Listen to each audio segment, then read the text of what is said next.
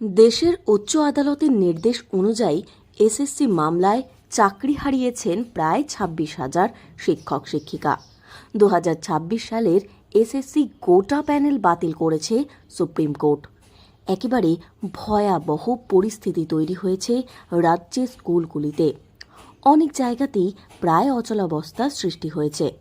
বিদ্যালয় চালাতে গিয়ে হিমশিম খেতে হচ্ছে স্কুল কর্তৃপক্ষকে। কোনো কোনো স্কুলে তো আবার শিক্ষকের অভাবে বন্ধ হয়ে গিয়েছে সেই সাবজেক্টের ওপর পঠন পাঠন। এমনই চিত্র উঠে এলো পুরুলিয়ার মানবাজারের বিশরি আঞ্চলিক পিজিএম হাই স্কুলে। এ বিষয়ে বিশরি আঞ্চলিক পিজিএম হাই স্কুলের ভারপ্রাপ্ত শিক্ষক মঙ্গলময় গড়াই বলেন, তাঁদের স্কুলে শিক্ষক নিয়ে দীর্ঘদিন থেকেই সমস্যা রয়েছে। পঞ্চম থেকে দ্বাদশ শ্রেণী পর্যন্ত ৫৪৫ জন ছাত্রছাত্রী, আছেন মাত্র ১০ জন শিক্ষক। প্রথমে ২০১৯ সালে একসাথে ৮ জন শিক্ষক ট্রান্সফার নিয়ে চলে যান। এরপর থেকেই তাঁদের বিদ্যালয় বিভিন্ন সমস্যার সম্মুখীন হয়। আর এবার সুপ্রিম কোর্টের রায়ে তাঁদের স্কুলের চাকরি হারিয়েছেন ৩ জন। এই অবস্থায় বিপদের মুখে রয়েছেন তারা।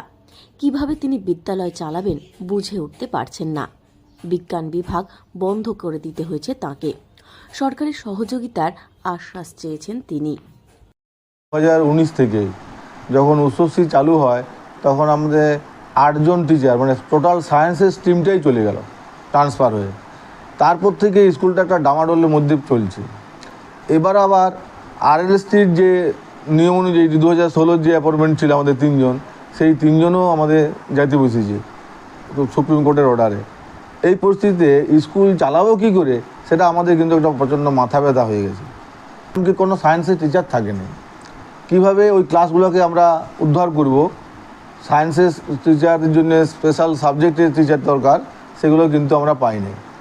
স্কুল চালানোর ক্ষেত্রে সরকারের মানে একটা পদক্ষেপটা আমরা চাইছি, যাতে করে স্কুলটা সুষ্ঠুভাবে আমরা চালাতে পারি। শিক্ষকদের প্যানেল বাতিল হওয়ায় শিক্ষক শিক্ষিকার অভাবে ধুঁকছে রাজ্যের বিভিন্ন স্কুল। ছাত্রছাত্রীদের পড়াশোনার ওপরে এর প্রভাব পড়ছে। সমস্যার মধ্যে পড়তে হচ্ছে স্কুল কর্তৃপক্ষকে। মানবাজার বিশরি স্কুল তার মধ্যে ব্যতিক্রম নয়।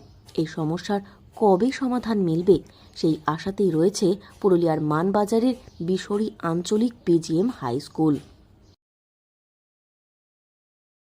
পুরুলিয়া থেকে শর্মিষ্ঠা ব্যানার্জির রিপোর্ট, লোকাল 18 বাংলা।